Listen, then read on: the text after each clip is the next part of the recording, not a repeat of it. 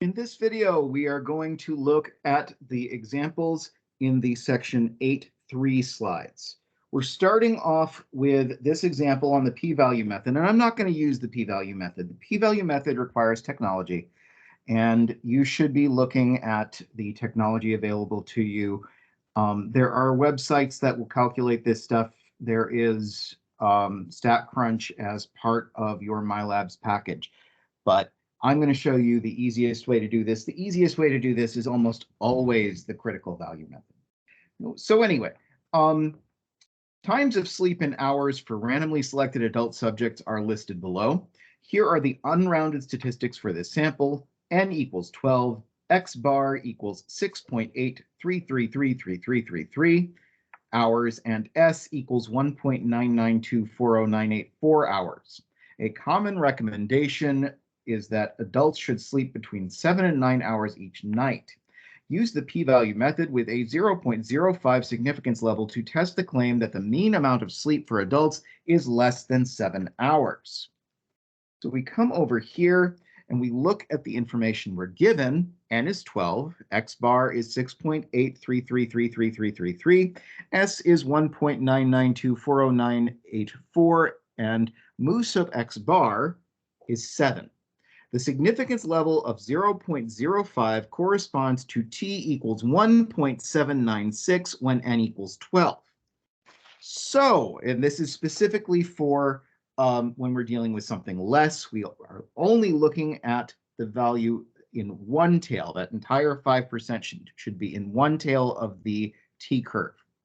So here is our formula for t. We've got t equals X bar minus mu sub X bar over S divided by the square root of n. So that's equal to 6.8333333.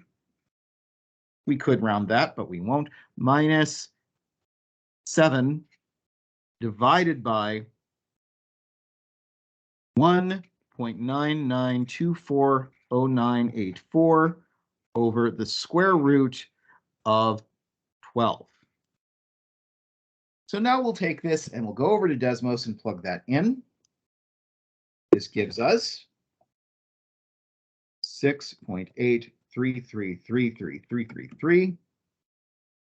And 1 too many threes there, not that it matters that much. Minus 7 divided by 1.992400984 over the square root of 12. That gives us a value of negative 0.2897, which is greater than 1.9796.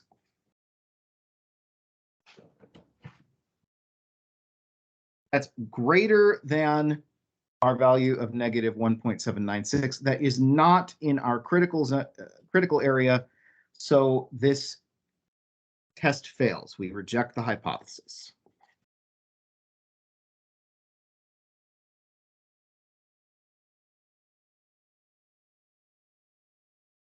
Back to our slides. We have one more problem here, and that is asking, is the mean body temperature really 98.6 degrees Fahrenheit? The body temperatures data set in Appendix B of the textbook includes measured body temperatures with these statistics for 12 a.m. on day 2. N equals 106, X bar is 98.2 degrees Fahrenheit, S equals 0.62 degrees Fahrenheit. We want to use a 0.05 significance level to test the common belief that the population mean is 98.6 degrees Fahrenheit. Here again is the information we've got. N is 106, X bar is 98.2, S is 0.62, mu sub X bar is 98.6. Our significance level of 0.05 corresponds to t equals 1.984 for n equals 100, which is the closest value available. We can't get anything closer than 100 to 106. So We again use t equals x bar minus mu sub x bar over s divided by the square root of n. And here that is going to give us 98.2 minus 98.6 divided by 0.62 over the square root of 106. And I'm just going to point out that when we use this 1.984 here, that is now a one-tailed test because this is a two-tailed test, I'm sorry, because we are just asking whether the mean body temperature is equal to 98.6, not whether it is less than or greater than 98.6. Now we can go back over to Desmos and plug this information in.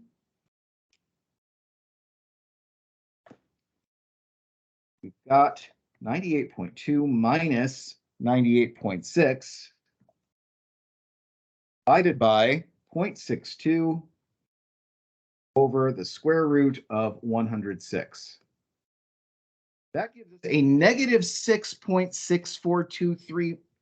Okay, this is a huge number in terms of probability, and it is just so unlikely, given this data, that the average body temperature is actually 98.6 degrees. So coming back here, you gotta wait a minute.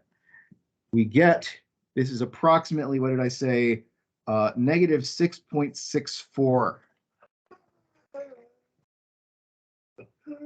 So if our hypothesis is that the average body temperature is less than 98.6, we have to say that it is that hypothesis may be correct.